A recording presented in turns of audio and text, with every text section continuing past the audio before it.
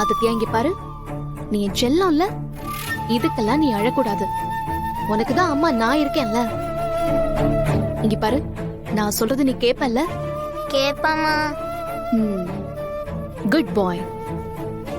அம்மாவை உனக்கு ரொம்ப பிடிக்கும்ல? ஆமாமா. அப்படின்னா இனிமே அம்மா சொல்றத நீ கேட்கணும். அத மீறி நீ எதுவுமே பண்ணக்கூடாது. நீ என்கிட்ட அங்க போய் தூங்குறேன்னு சொன்ன உடனே நான் வேண்டாம் தானே சொன்னேன். நீ என் பேச்ச கேக்கல. அதனால்தான் மித்ரா உன்னை திட்டிட்டா.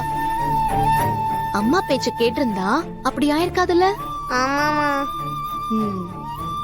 இனிமே நீ ஆதிய அங்கிள்னு தான் கூப்பிடணும். அதே மாதிரி அவர் கூட ரூம்ல போய்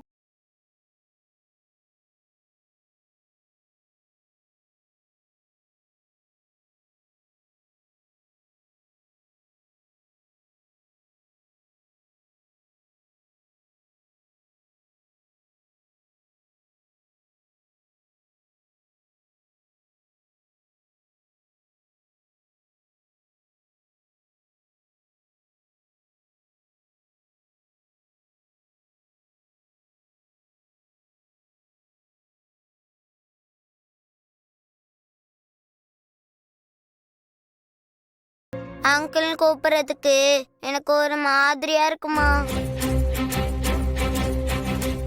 எனக்கு பிடிக்கவே இல்லை.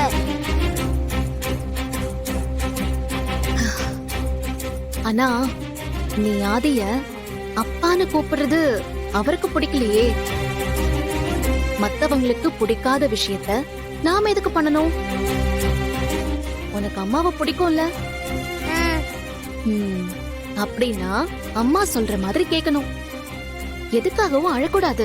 சரிம்மா, நீ சொல்ற மாதிரியே கேக்குறேன். இனிமேல் ஆதி அப்பாவை அங்கிள்னே கூப்பிடுறேன்.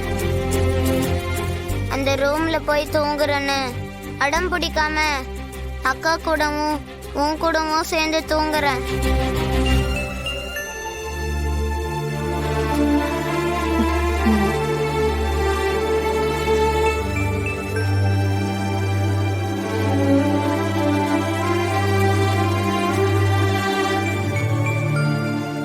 சேச்சே, சின்ன குழந்தைகிட்டே இப்படி நடந்துக்குவா? இப்ப ஆதித்யா அவனை அப்பான்னு கூப்பிட்டா என்ன குறைஞ்சா போயிடும். ஆனாலும் இவ பண்றது கொஞ்சம் கூட சரியில்லை.